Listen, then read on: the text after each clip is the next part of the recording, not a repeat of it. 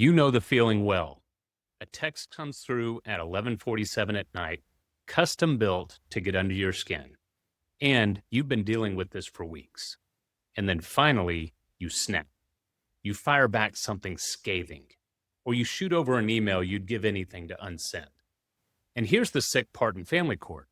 No one seems to focus on the provocation, but your reaction, that got screenshotted and it's now Exhibit A in the custody case. If that's happening to you, there's a name for it, and once you understand how it works, you can stop handing them evidence. Let's get to it. Reactive abuse is what happens when someone gets provoked, needled, and worn down over and over until they finally react. And then that reaction gets recorded and held up as proof that they're unstable and can't control their emotions. The provocation is quiet. It builds up slowly, usually over text where it can be steered, where you can't get away from it or choose when to read it. The reaction is loud and it's easy to capture. So the record ends up telling only a snapshot of the story, the part that makes the victim look like the aggressor. It usually runs in 3 stages. 1, the bait, the deliberate button pushing, the boundary crossing, often right where it can be captured.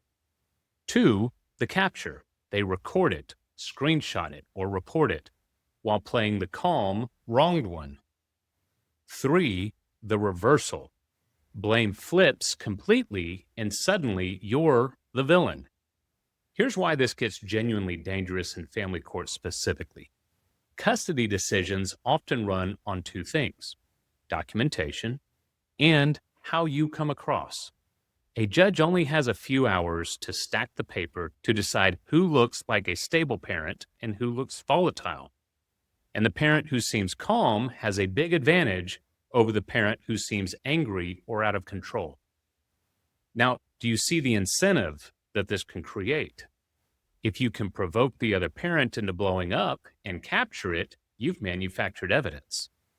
The weeks of goading never make it into the record. The 10-second reaction does. Reactive abuse rarely travels alone. It's usually one move in a bigger playbook. And there are 2 terms worth knowing because courts are starting to recognize them. The first is DARVO, D-A-R-V-O, deny, attack, reverse victim offender. This is when someone denies what's actually happening, attacks your credibility, then flip the table so that they play the victim. Your provoked reaction, that's part of the proof they use to complete the reversal. The second is coercive control, a pattern of control rather than being one big incident. And here's the update a lot of people don't know. As of 2026, states like Colorado, California, Hawaii, Connecticut have written coercive control into family law. That pushes courts to look at patterns instead of single incidents. But, and this is important, that only helps if you can show the pattern, which brings us to the part you actually can control. Okay, you can't control their behavior. You can control how you respond and what you build. 4 things. 1, document the provocation, not just the reaction. This is where a lot of people mess up. Save the whole thread, the message that came first, the timestamp, all of it. This provides the context and establishes the pattern of coercive behavior that led to the response. 2, change the medium. Move as much communication as you can to text and co-parenting apps instead of live calls and doorstop handoffs. Written channels build a record for you. In-person verbal exchanges where only your reaction is recorded do not. 3, stop feeding the reaction. Check out our video on the Gray Rock method. When you communicate with a high conflict personality or someone you believe is using reactive abuse against you, you use short, flat, boring, factual replies only. You can't be baited into a blow-up in a back-and-forth battle you're refusing to participate in. And this form of communication starves the cycle.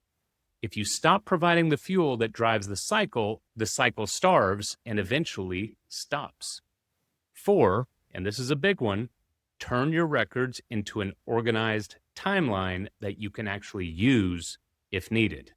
Here's the trap that even careful parents fall into.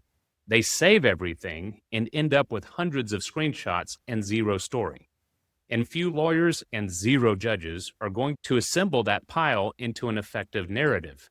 If your evidence can't be read as a sequence, the pattern stays invisible, and an invisible pattern proves nothing.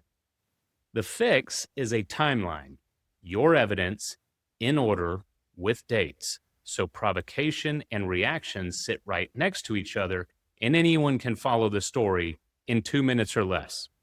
I'd highly recommend you use a tool that's built for this. My clients use Chronodox, which is the application you've seen on your screen, and I'll drop a link to it in the notes. It lets you log each incident as it happens, and it builds the dated timeline for you automatically. So if a lawsuit is filed, you're not reconstructing your life at midnight before a hearing. You already have everything in order.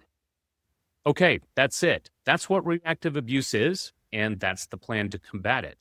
If you felt like the villain in a story you didn't write, that feeling isn't proof of anything except how well reactive abuse works. Now that you know its name and you know the counter move, stop fueling the cycle and build the record you need before you actually need it.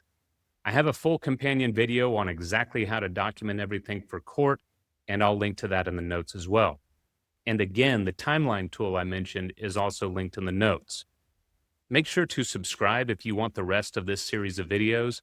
Take care of yourself out there.